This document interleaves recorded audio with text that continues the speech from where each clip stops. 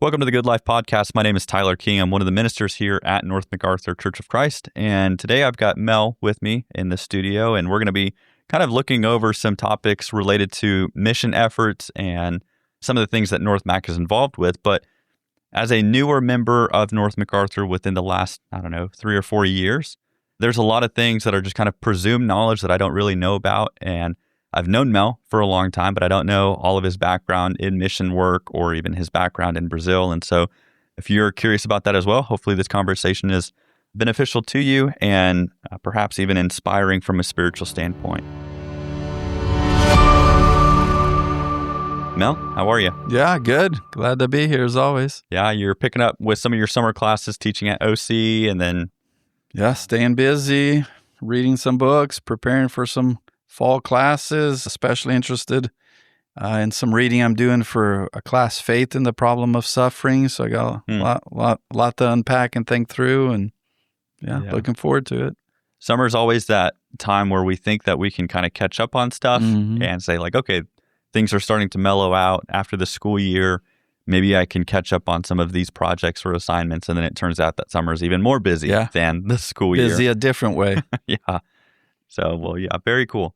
Well, Mel, like I said, I've known you for a long time. I think ever since I started coming to the preacher training camp here at North Mac. That was 2016 was when it's been a while. Trey Evans invited me out. We were in between school years at Bear Valley, and I was kind of feeling uncertain about my time at Bear Valley. I wasn't sure if I wanted to go into ministry, and Trey was like, hey, you should reach out to Jeremy and come out to camp.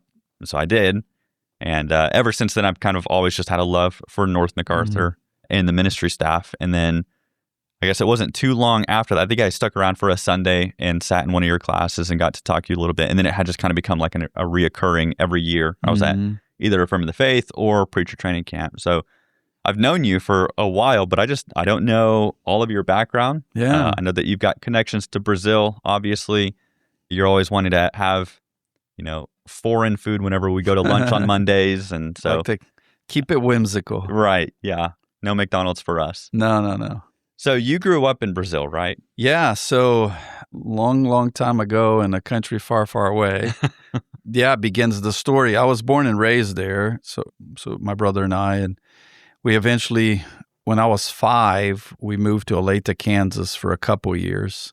My dad got to preach there for that time. And if I'm not mistaken, I think he was also working on some schooling. So for those 2 years, I was old enough to go to kindergarten, and I think that's why the only one out of my family that has not as noticeable an accent, because I think just early on, as a child listening, picking that up, it really just kind of stuck with me. But we lived there for 2 years, then we went back to Brazil. And then my parents had this dream for my brother and I to go to school at OC, Oklahoma Christian, because my dad went there in the 60s. When it was called OCC, Oklahoma Christian College. And it was such a transformative experience for him that he, just wanted us to have this opportunity. So the goal was for me to come when I hit college. But about a year or so before, Olathe, Kansas, once again, was at the point they needed a preacher. And so they reached out, my dad connected somehow, and so they decided to move sooner, earlier. And so the whole family eventually moved. So I finished my junior year of high school in Brazil. I was at the same private school my whole life there. And then we moved to Olathe, Kansas, and went to this 6A school, this brand new 6A school, Olathe East High School. And I did a year and a half there. I had to do another half year because of some credits and how things didn't come over. And that was quite a interesting experience. The school was bigger than the mall back home. And I remember this was, so the school year in Brazil is the calendar year. So you go to school, you start in January, end in December. That makes sense. Yeah. And, June or July is our summer break, or winter break actually is our winter break. Summer's in the end of the year. So I had finished my junior year, and then we moved to Kansas. So I started in January, that half year to make up before I went into my senior year. And so it was winter, snow everywhere, which in Brazil, if it's snowing in Brazil, the world's ending. And so I remember my mom dropping me off with, like I said, snow all over the ground. And she pulled up and dropped me off. And she's like, have a good day. And I walk out with my backpack. And then she drove off and I walk out with my backpack and I'm just standing there looking around, paused a little, thought, Jesus, this would be a great time to come back. Waited a few seconds. He didn't return. So I walked in and had quite an interesting, not always positive year and a half there. It was just overwhelming. It's not a good time to move your senior year really anywhere. Yeah, that's tough for anyone. Yeah. And then my brother's 3 years younger, so he was in that environment much longer. And then a year and a half later, I went to OC. So, yeah. So what was your dad's original connection with OC? Because, I mean, he's from Brazil. Yeah. So my whole family's originally from Brazil. My dad is the oldest of 6 kids. My grandfather was a construction worker for most of his life. And eventually, the last few years of his working life, he worked as part of painting cars, I think for Ford or Volkswagen. So one of those companies. And he retired from that. And my grandma, stayed at home and took care of 6 kids. Yeah. But my dad had, I don't know, I think he was just not aware of what one would think of as your restrictions in that environment. He just had big dreams and wanted to study international. And so Oklahoma was that destination. Yeah, he ended up, and the reason for that is because he had an uncle twice removed, because my great-grandma was from Lebanon. And her brother, they were, if I remember the story correctly, if they were fleeing Lebanon when there was that Turkish war. And so she ended up with some family members coming to Brazil, and he ended up going to the States and ended in Oklahoma. And so because of that connection, my dad, tracked down, this is before internet and all that, of course, tracked down with some family members a possible address to the uncle here, wrote him a letter, had it translated because, my dad didn't really speak English, wrote it in Portuguese, had it translated because my uncle, that uncle wouldn't have spoken Portuguese. So wrote him, and a few months later, a letter came back basically saying, hey, that's great. Nice to meet you. If you can get here, I'll help you. Oh, wow. And so that's the only reason my dad went to Oklahoma, was because of that one connection. So was the Kansas connection from Oklahoma then? No, so that came later. Okay. So my dad made all these plans, applied, all this stuff. He actually came as an immigrant already with a green card. Oh, wow. Different path then than it is today. But so he applied and, did all that paperwork, all the background, all the stuff that was involved, and was allowed to come. And my dad had to have his dad and one of his brothers go to the bank, co-sign a loan for him to buy the air ticket to get to the States. Oh, wow. It was that much money. And once again, my dad was poor, grew up poor, on a very fixed income. And so he came. He ended up at OC, which I'll tell you in a second. But the last monthly payment he made on that ticket was with his first full-time paycheck after he graduated. Oh, so wow. it took him all those years at school paying off on a monthly basis just to get here. So he came, met that uncle. His English was very broken. My dad's was. He tried to go to OU to be an engineer, but, back then they didn't have a whole lot of English as a second language program or international studies. So they didn't accept him because his English was poor. And so he started working at a grocery store, packing groceries, and met this young man, Jim Freed, who was coming to OCC. And so they befriended each other. My dad's a quick study, so was bettering his his English as it went. So Jim invited my dad to come tour the campus, which back in the 60s wasn't much to tour. Yeah. Edmond was mostly, just pasture land. So he goes there and eventually, just in that tour, met the president of the school, who is Dr. Jim Baird, who's a current professor, had been his dad. Oh, okay. And met him. He liked my dad just in the conversations, further created other conversations. And he liked my dad to a degree. He's like, we'll line things up for you to come here. Here's a couple classes you got to take. Here's some English you got to work with. And if you do these things, we'll even get you a scholarship, which they did. So my dad started to go to OC. Obviously, we believe in God's intervention. But at the time, just out of randomness, right, because of Jim Freed. My dad grew up Catholic, but not very practicing. But OC then, just like today, you have to take so many Bible classes no matter what you do. And so they didn't have engineering at OC then. So he did the next thing, math.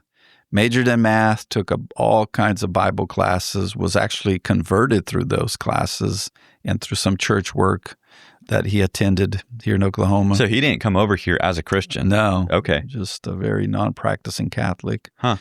And so, yeah, that really changed his life in that sense. But through that, although he was learning to do math, he was looking to preach and teach and got connected, started preaching and filling into different churches in the area. And I think the way he connected with Kansas was through, I think he did a summer job there, like I want to say selling Bibles door to door. Mm-hmm. And then he also started to go to a small little church there, and they would ask him to preach from time to time. So that started to make a connection that, has lasted for decades now. But Oh, that's really cool. So then when he went back to Brazil, so this is all before you guys for sure. ever Yeah, born. he was still single.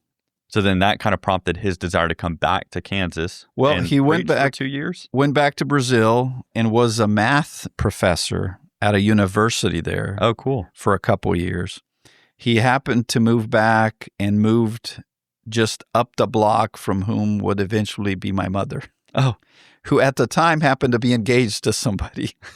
But she befriended my dad and ended up that changed things. Changing things.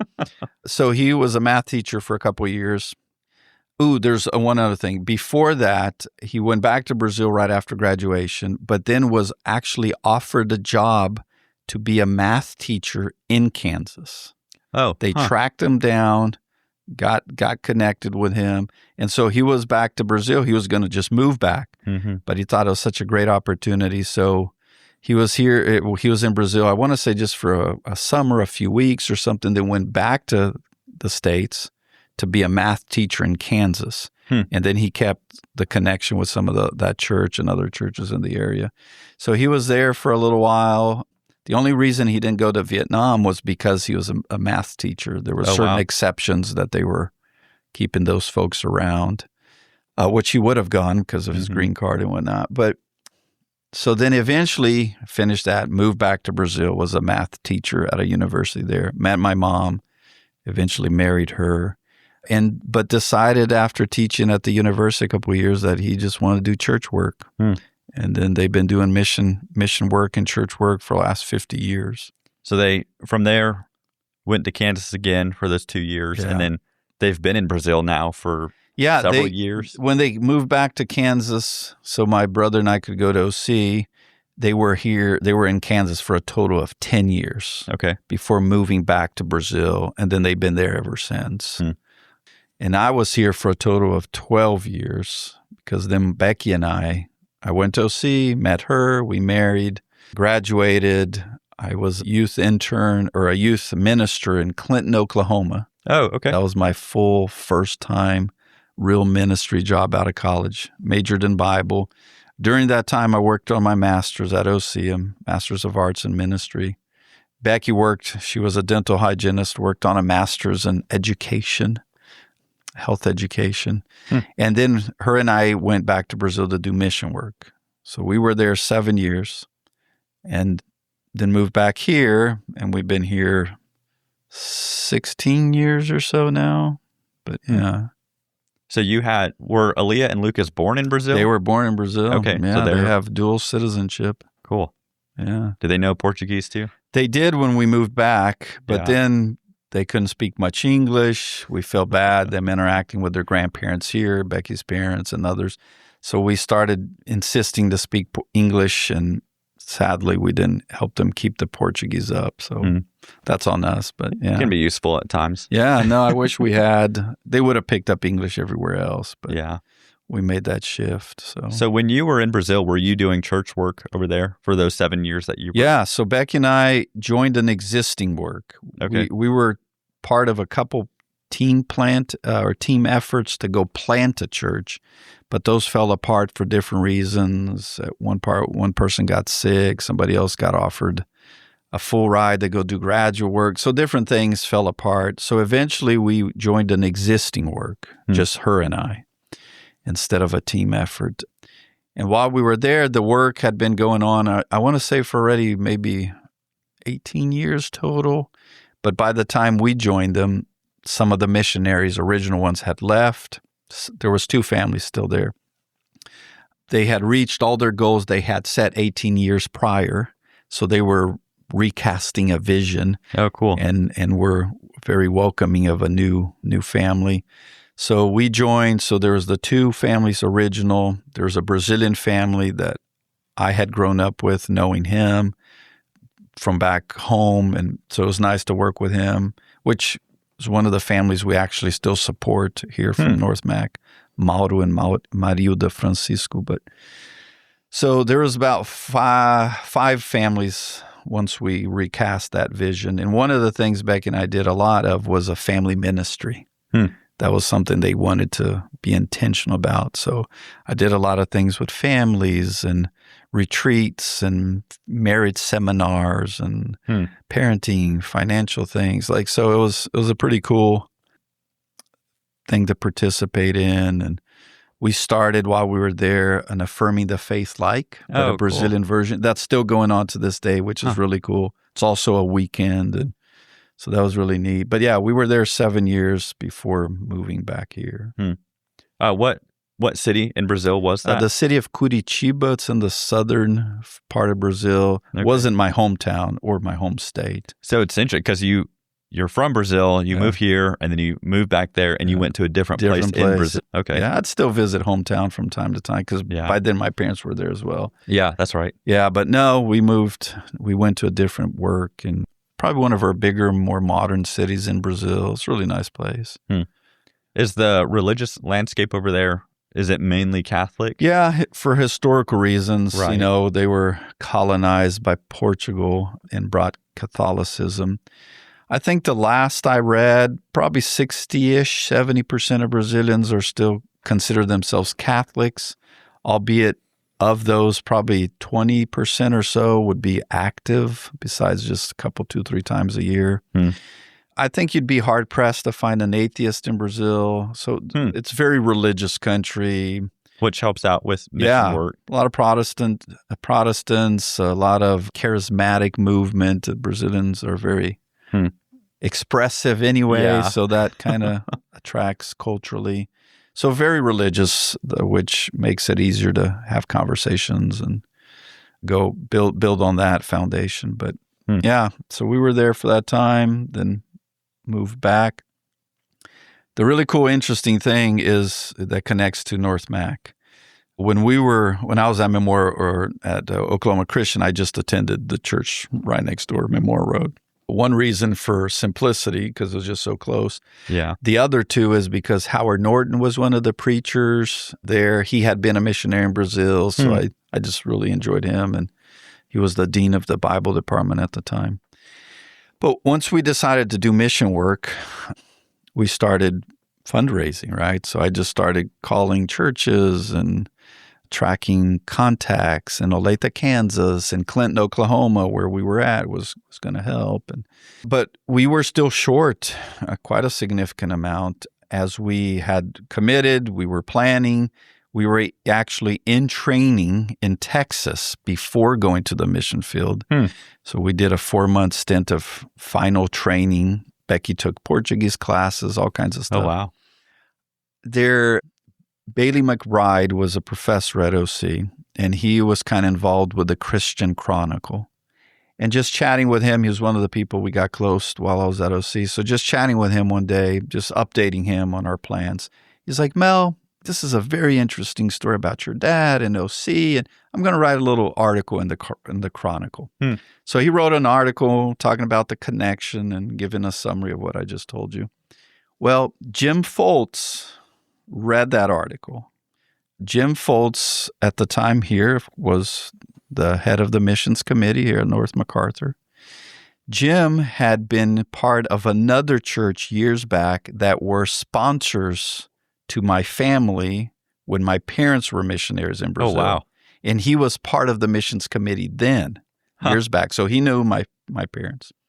When he read that article, obviously made all that connection, he contacted me and left a voice message. For you kids out there that are listening to the podcast, voice message is where people used to call and leave, a recording. And so anyway, we were in Texas going through that program, wondering where we're going to get the rest of the money before we head out. And there's a call from, hey, this is Jim Foltz. You might not remember me. You were a kid, we were involved with the missions committee. And now I'm at the North MacArthur Church of Christ. And, give me a call. So I called him and, we reminisced. And he's like, hey, one of our longtime missionaries is returning, so we might have some funds available. Would you come and do a presentation? So I did. I came, I want to say it was a Sunday night, did a presentation here at church. I think if I remember, I preached on Ecclesiastes, which was kind of a bold, first move. Talked about our goal to go to Brazil, gave a little presentation. Right after that, I met with the elders, and I had kept Howard Norton updated on just plans. To be honest, I was like, I don't think I even knew there was a North MacArthur. When I went to OC, like I said, I just went to Memorial. So I come to this meeting with the elders right after Sunday night here, and one of our elders, Harold Thurman, who was then an elder, he goes, Mel, do you know Howard Norton? I was like, yeah, I sure do. Great man, great professor, he was a dean, I just said something. Mm-hmm. He goes, well, he must think highly of you because he's called every one of us here. Oh, wow. Before this meeting to say good things about you. Wow. So, what a man. But yeah. So we met with the elders, and it was right after that meeting, they asked me to step out, and then Jim called me a little later and said, hey, we're going to support you with the exact amount you need. And not only that, they became our sponsoring congregation. Wow. So that's how we've been involved with them now for 22, 23 years. Yeah. Oh, that's really cool. Well, and just all the connections. And again, you mentioned this, but seeing the hand of God work through all of this. And, that was one of the cool things that I got to do at Bear Valley is see all of these either missionaries or ministers or people and whether it was funds saying, well, we'd love to come to school, we just don't know how we're going to raise the funds, and then they would end up at school, like some random church. There was one time where there was a student who wanted to come to school. They had a big family. They had a lot of moving expenses and just not sure what we can do to get out there with finances. And some random church in Kansas, of all places, there was elderly woman, no kids. Her husband had passed, and so nowhere for her money to go to. And in her will, she said, I want the church to use this to further the kingdom through ministries. Nice. And so when she had passed, she left this big estate to the church, and they took that money, called up that prospect student and said, hey, we've got some money for you. The providence of God's quite interesting, especially in retrospect. Right? In the middle of it, you're just like, is God even listening? Is he even doing what anything? Decision do I need to make? And trying to figure all that out. And here's another little side twist to the story. So Jim Freed, that was the young man that befriended my dad when they were working at a grocery store and actually connected my dad with OC, was my dad's roommate that first semester. He eventually went into becoming a pediatrician years later, and he was Becky's pediatrician. Who, oh, wow. As you know, I eventually married. So, and then because of that, he was an elder at Chickasha, a church by the time we went to Brazil. They also financially supported. Just a really cool the way it all looped and super interesting. Yeah. When I didn't know that about Howard Norton, I mean, that's a huge move to have an article published in Christian Chronicle. Yeah. And I mean, talk about publicity with that, and then more connections coming. Him making through all those phone different calls. It's just some great people that I had the opportunity to go to school with and be my mentors. And so that's just a shout out there to anybody that's, listening, to keep people informed. You never know how God connects the dots. And I wasn't keeping those people informed because I expected something. I just knew they were wise and they could always give me advice, would pray for us. But like I said, and then eventually we went to Brazil, came back. Now we've been on staff here, been part of the missions committee. And until not too long ago, Jim Foltz and I were on the same committee. So that was super cool. Yeah, just full circle around. Full circle and reconnect. And so you guys have been at North Mac since what year? So like I said, we went to Brazil 2002.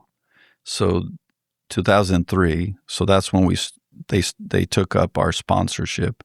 So we were there 10 years, or we were there 7 years. So that puts us in 2010. Okay. That's when we moved back. And you've been back since then. And we've been involved with North Mac on a more, working here to some degree or another. Yeah. And you've done many things here with youth ministry youth and family, and then missions now, part-time-ish, as I'm at OC, a good amount of young adults, you help out with that young a lot. adults. I help with the 20s and help coordinate some of the mission stuff now, part of the committee, just a lot of really cool. Yeah. It's been quite a legacy. Well, and to think about where we started this conversation, just some guy in Brazil who... Big dreams. Yeah, big dreams, moves to Oklahoma. No on money. A green card. Yeah, no, I mean, had to take out a loan for the money for that.